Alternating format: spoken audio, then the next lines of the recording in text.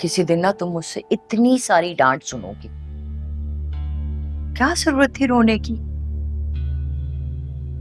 मेहरीन एक ऐसे आसेब का नाम है जिससे जुड़ते ही ना इंसान के गम के दिन शुरू हो जाते हैं। मैं उनके बारे में ऐसा सोच भी नहीं सकती। ना सोचो, लेकिन मेहरीन एक दिन तुम्हें इस तरह सोचने पर मजबूर कर देगी। अपने बड़ों के लिए मनफी सोचना या गलत, ये मेरी अम्मी ने तरबियत नहीं दी मुझे। तुम्हारी अम्मी की तरबियत की तो मैं शुरू से ही गर्वित हूं बेटा। क्या शानदार तरबियत की है अपनी बेटी की। ताईजान, आपकी यही बातें मेरा हौसला बन जाती हैं।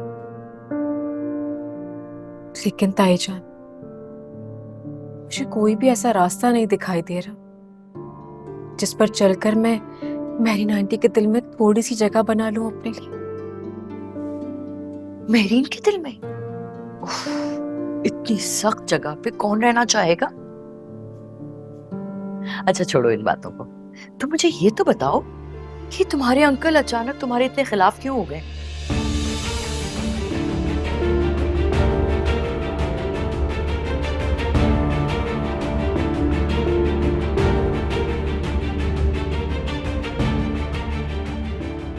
नहीं बताना चाहती? ऐसा कुछ बताने को है ही नहीं ताईजान। ठीक है, ना बताओ।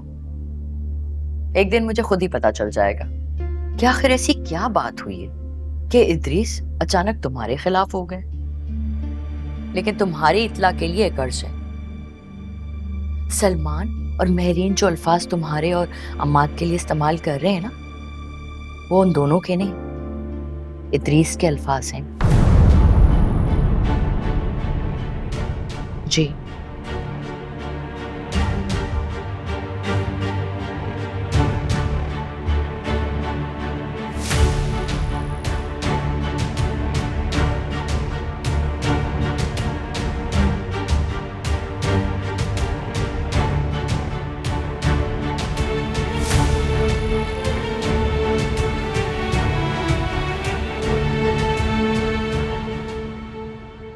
आ आ आ आ मास्टर साहब, आप रोज यहाँ आते हैं और चिड़ियों को दाना डालते हैं, मगर तुम्हें याद है रोज हमारी उरूज यहाँ आकर चिड़ियों को दाना डालती थी और हमारा आंगन उन चिड़ियों से भर जाता था। अगर वो यहाँ से क्या गई, हमारा आंगन ही वीरान कर दिया।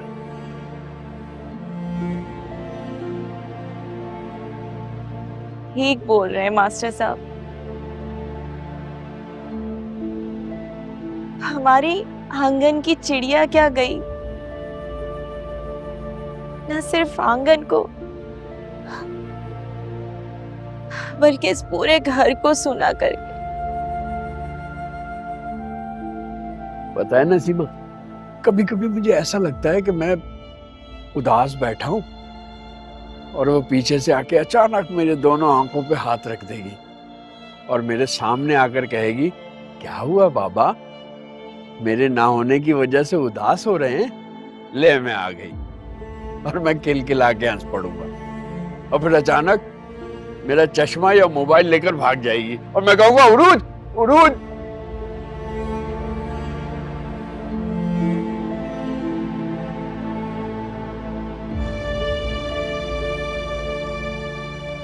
सही बोल रहे हैं मास्टर साहब। जब मैं किचन में खाना बना रही होती हूँ तो मुझे लगता है कि बस अभी पीछे से आ जाएगी और कहेगी, अम्मी आप आराम कर ले, खाना मैं बना देती हूँ। मेरी बच्ची अपने घर क्या गई, बस पूरे घर में अपनी यादें छोड़ गई। अल्लाह पाक मेरी बच्ची का नसीब अच्छा करे। आमीन।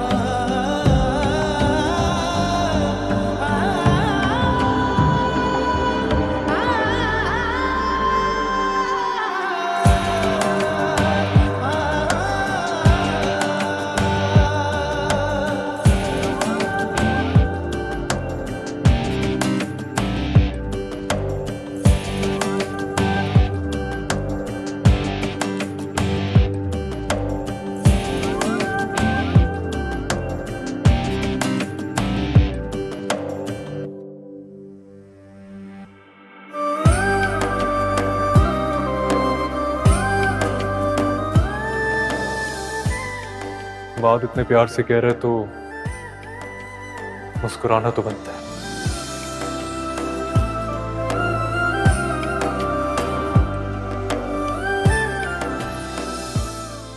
बॉस चाहे जितना मर्जी डैशिंग क्यों ना हो, मिलकर कभी खुशी नहीं होती।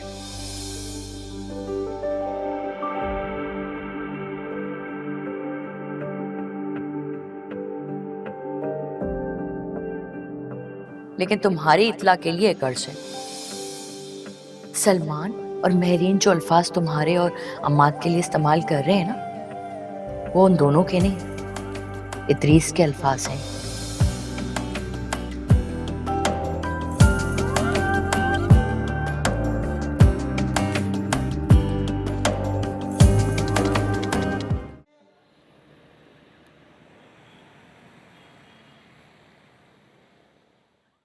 नई गाड़ी लेनी है तो ले लो। हाँ हाँ, नहीं तो और क्या। चलो मैं बाद में बात करता हूँ।